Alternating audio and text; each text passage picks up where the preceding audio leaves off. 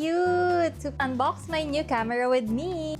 So, this is from DJI, guys. This is my third camera from them. Sobrang excited ko talaga i-unbox to. And kahit di ako nakaayos ngayon, mag-unboxing tayo. Tchanan! Naka-bubble wrap pa ulit. Tama naman. And naka-seal pa. This is the DJI Osmo Action 6. Hey! Finally, meron na akong action camera.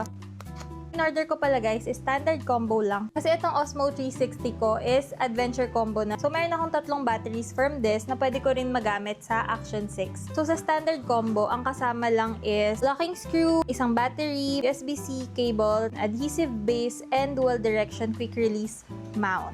Pinakahintay kong camera. Ang cute! Ang liit lang niya guys. Tchanan! Ang cute! Super liit lang. Lagyan natin yung battery.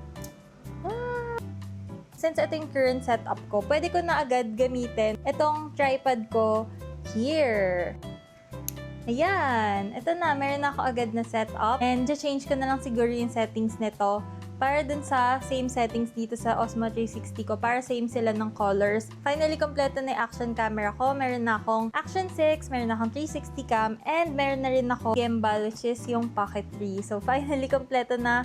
For me, kompleto na tong DJI ecosystem ko. Kung gusto nyo nga ng comparison video with these two, meron ako kasi tinest ko siya dun sa store and dun nga ako na-convince na worth it naman mag-add ng isa pang camera. Binili ko nga rin to dahil dun sa custom aspect ratio na meron siya. So, pwede na ako mag-film ng horizontal and vertical video at once. Like dito, mas malinaw na to by 10 megapixels. And na-compare ko nga rin na mas malinaw talaga siya. And nakikita nyo nga rin sa mga clips na to kung sino ba yung mas malinaw sa kanila. So, sa Osmo 360, 4x3 lang ginamit ko dun. Tapos sa Action 6 naman, yung custom aspect ratio yung ginamit ko. So, very excited na nga ako dito and abangan nyo na nga lang mga travel videos ko. Kasi for sure, ito na yung gagamitin ko dun. Kung interested nga rin kayo sa mga accessories na meron ako, comment lang kayo and share ko na lang sa inyo.